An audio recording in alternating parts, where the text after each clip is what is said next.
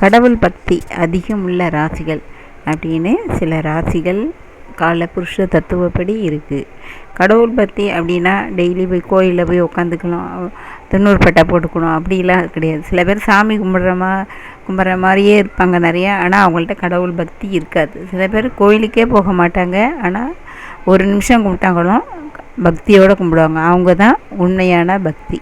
கோயிலுக்கு போயிட்டு ஆர்ப்பாட்டம் பண்ணிவிட்டு ஆனால் எந்த இது மனசுக்குள்ளே வேறு எதாவது நினச்சிக்கிட்டு அப்படியெல்லாம் பண்ணுறவங்களுக்கு கடவுள் பக்தியே கிடையாது. அந்த கடவுள் அருளும் அவங்களுக்கு கிடைக்காது. ஆனால் சில ராசிகள் கோயிலுக்கு போனாலும் போகாட்டினாலும் அவங்க கடவுள் பக்தியோடு இருப்பாங்க. ஒரு நிமிஷம் வீட்டிலேருந்தே கும்பிட்டா கூட அவங்களுடைய பக்தி முழுமையானதாக இருக்கும். அப்படி இருக்கிறவங்க எது சொன்னாலும் அவங்க ஒரு நல்லதே சொல்லுவாங்க, அந்த நல்லதும் நடக்கும். யாருக்குமே இடைஞ்சல் செய்யவும் மாட்டாங்க.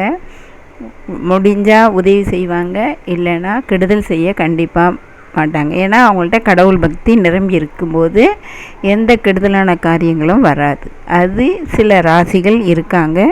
அது எந்தெந்த ராசி அப்படின்னா ரிஷபம், மிதுனம், கடகம், சிம்மம், கன்னி, விருச்சகம், தனுசு, மீன ராசிகள். இந்த ராசியெல்லாம் கடவுள் பக்தியுடன் கோயிலுக்கு சில பேர் போவாங்க, போனாலும் போகாட்டினாலும் கடவுள் பக்தியோட கடைசி வரைக்கும் வாழ்வார்கள்.